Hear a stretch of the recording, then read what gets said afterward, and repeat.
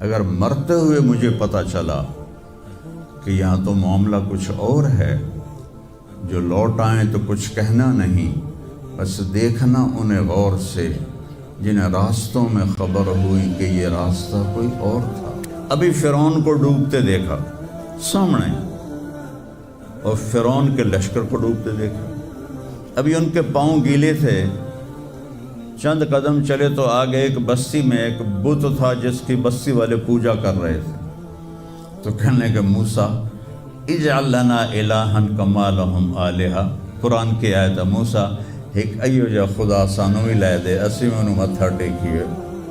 اور مولوی روم، مولانا روم نہیں بن سکتے جب تک شمس تبریز جیسی شخصیت کی صحبت حاصل نہ ہو۔ میں نے کہا ان عتیلی، مجھے اس کی صورت بتا، وہ کیسا تھا؟ مجھے لگتا ہے یہ وہ قریشی ہے جس کی خبر مشہور ہو گئی ہے کہ وہ مکہ چھوڑ کے مدینے جا رہا ہے۔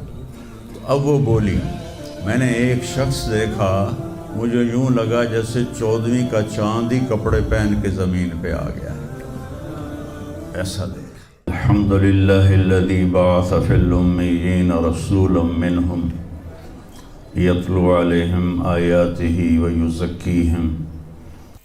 عزیز طلبہ و طالبات، آپ بہت کچھ یہاں پڑھ رہے ہیں، اور ساری نسل ہماری یونیورسٹیز میں پڑھ رہی ہے۔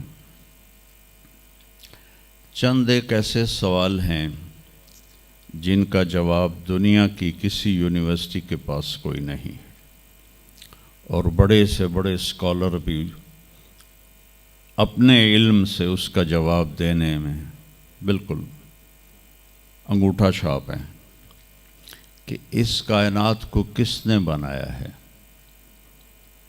اس سوال کا جواب دنیا کے کسی علم میں نہیں ہے۔ ہم تو شکر مسلمان ہیں تو ہمیں ماں باپ کی گود سے ہی اللہ کا تعارف ہو گیا۔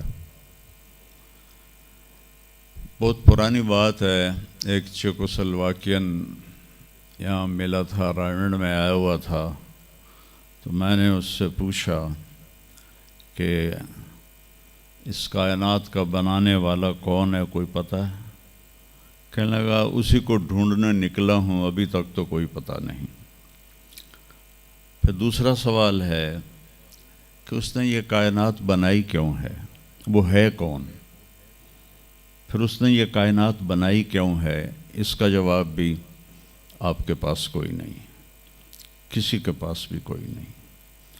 پھر تیسرا سوال ہے میں کیوں پیدا ہوا؟ میں نے کوئی اپلیکیشن دی تھی؟ ان بچیوں نے کوئی درخواست دی تھی کہ ہم نے لڑکی پیدا ہونا ہے؟ یا ان بچوں نے کوئی درخواست دی تھی کہ ہم نے لڑکا پیدا ہونا ہے؟ یہ عورت بن رہی ہے، یہ مرد بن رہا ہے، یہ دیہاتی ہے، یہ شہری ہے، اور 7 ارب انسان ہیں، سب کی شکلیں مختلف ہیں، آنکھوں کا رنگ مختلف ہے، انگلیوں کے پوروں پر چھپا ہوا پرنٹ مختلف ہے۔ 7 ارب انسانوں میں سے کسی کا یہ پرنٹ کسی کے ساتھ نہیں ملتا۔ تو ایسا باریک بین کون خالق ہے جس نے، ہم روشنی میں چیز بناتے ہیں اور اللہ تعالیٰ ماں کے پیٹ کے اندھیروں میں بناتا ہے۔ یخلقکم فی بطون امہاتکم خلقا من بعد خلق فی ظلمات 3۔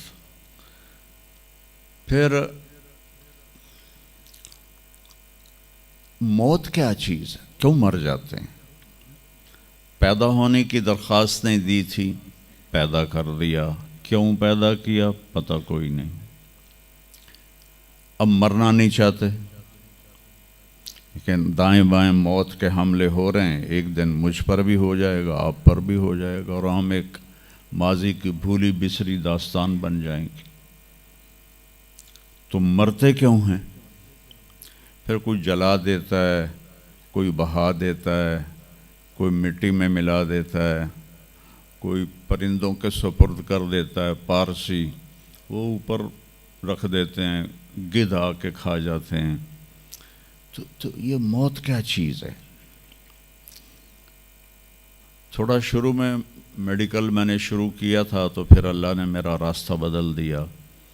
تو موت کیا چیز ہے، میڈیکل سائنس میں اس کے 200 جواب ہیں، 200، اور ایک بھی صحیح نہیں، سارے غلط، کیونکہ وہ انسانی عقل سے ہیں تو نہیں پہنچ سکتے. پھر موت کے بعد کچھ ہے یا مر گئے اور مٹی ہو گئے؟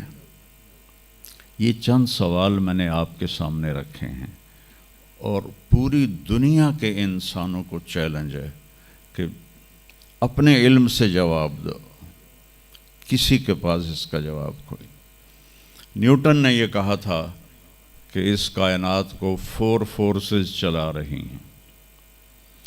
عبدالسلام نے، پاکستانی سائنسدان اور 2 امریکن سائنسدان، 1976 میں یہ ثابت کیا کہ اس کائنات کو 4 نہیں 3 طاقتیں چلا رہی ہیں.